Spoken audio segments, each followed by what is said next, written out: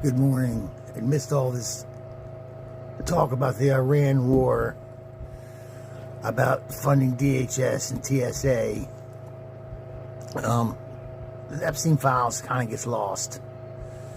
You know, they've released a lot of it, and there's still more out there, and what's out there is probably the most damning of all. But you know, despite the evidence that we have or don't have, the fact is there's no investigation going on. You know, that's the biggest tragedy, that this isn't taken seriously. The members of Congress are fighting for this, but who's going to prosecute it? You know, our DOJ? No. Our DOJ is who's protecting it. And, you know, this should have been picked up really during the Biden administration. I know that a lot of it was sealed and it couldn't be investigated.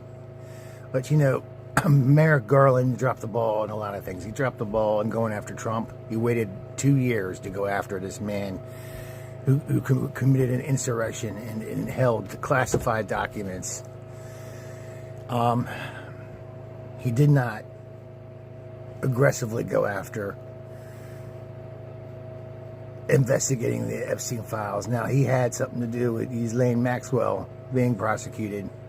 Her conviction did come under the Trump administration, but he did not really dig into this deep enough.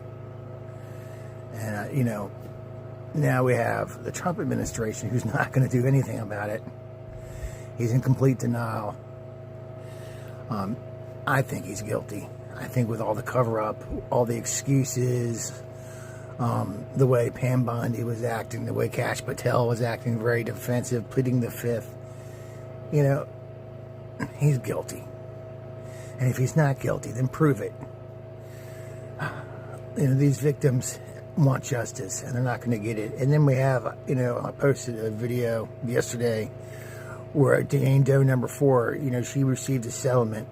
I believe it was 2021, and in 2022, because of the settlement, they dropped their cases. So, you know, when they take this money, then they can claim, Trump can claim, oh, these cases were dismissed. No, they were paid.